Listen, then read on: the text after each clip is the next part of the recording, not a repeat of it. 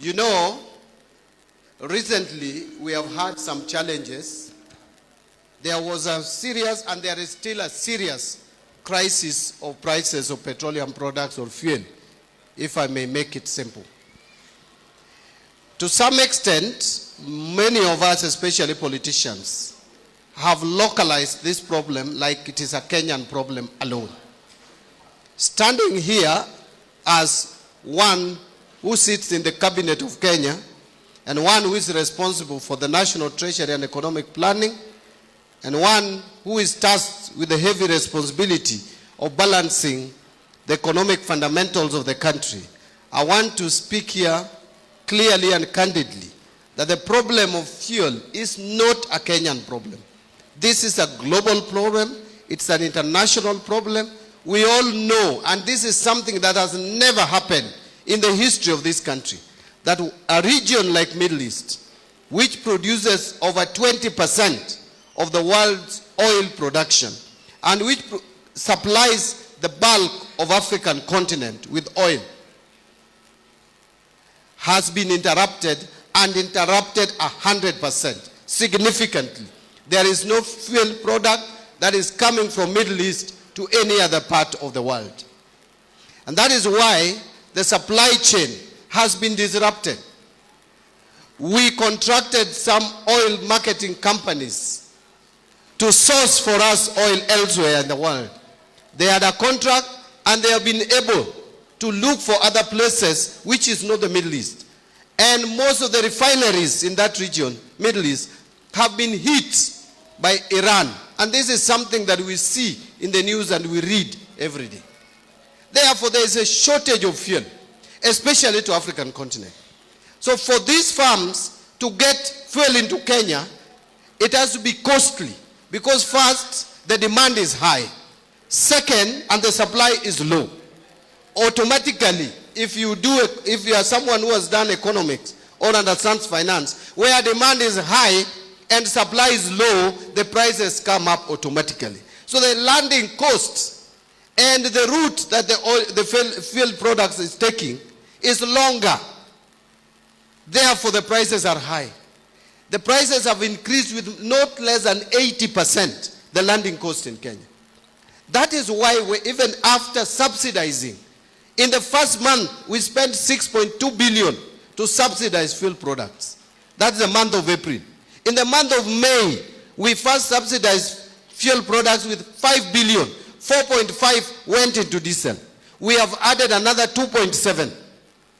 And we have reduced VAT on fuel to 8% from 16%, taking away about 15 shillings from what would have been the price of fuel. Now, when you listen to other people, especially politicians in the opposition, they tell you the government should reduce. This is not a local issue. We are responding as a government with measures that we think would help moderate and help remove the burden from the people of Kenya.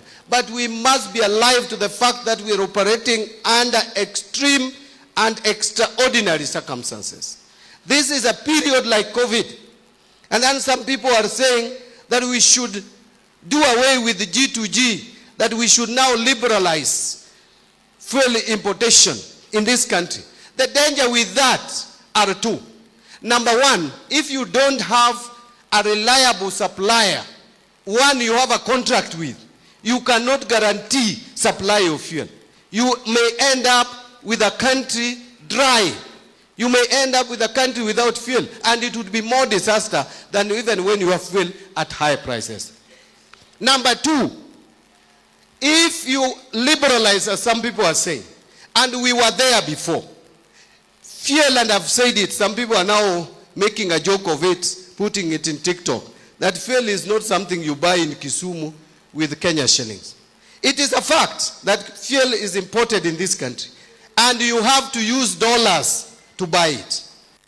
If you don't have an arrangement like the one we have today, where payment is deferred, even for 3 months, there will be a strain on our shilling, on the dollar, because the demand for the dollar will be high.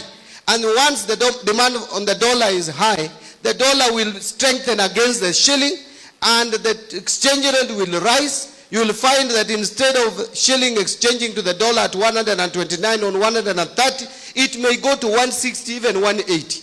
And the moment the shilling weakens, fuel will be more expensive than what we see today. And those are things that we are guarding against because we understand this thing. So let people not mislead wananchi. People who have no agenda. People who, in my view, have no ideas, even to suggest to us that tulieni, sisi kama serikali, we will do whatever it takes to make sure that our people don't suffer. But you must understand that we are operating under difficult circumstances. Even the decisions that we are taking have consequences. When we reduce taxes, you should know that it goes into service delivery. I have just spoken about the roads which are supposed to be done here. Those roads would not be done if we don't get money, if we don't have taxes, if we remove all the taxes. We will not even be able to pay people salary. We will not even be able to pay security agents to secure this country. And therefore, let us sober up. Let us humble ourselves. And that is why I want to thank people from this region, the people of Nyanza. We are always known to be the ones leading in the streets. But this time, you told other people, nyinyi pia muende street. Sisi tumeenda ya kutosha. I want to thank you. We look for solutions peacefully in a manner that we dialogue, not a manner where we incite our ethnic communities to be the ones burning shops, to be the ones killing people. In fact, something that I must condemn here as I finish. We have had people with different opinions in this region. I remember even when Uhuru Kenyatta was running for the first time in 2013, there are people who are wearing Uhuru's t-shirt in this region. And we did not kill anyone just because they exercise their democratic right. It is a shame that there are some people in some regions of this country where if you don't agree with the person they are supporting, then you have to be killed. That the mere fact that you put a tattoo of someone they don't want, you are burnt to death. That must be condemned. That should not be tolerated. And those people must be called out for what it is. And their leaders have not even condemned that act. It is because they are supporting such act. These are not people we can be friends with. I want to beseech you, the people from this region, that our only way is to support the government of President Ruto up to 2032. Because after 2032, we are ready to produce the 6th President of the Republic of Kenya.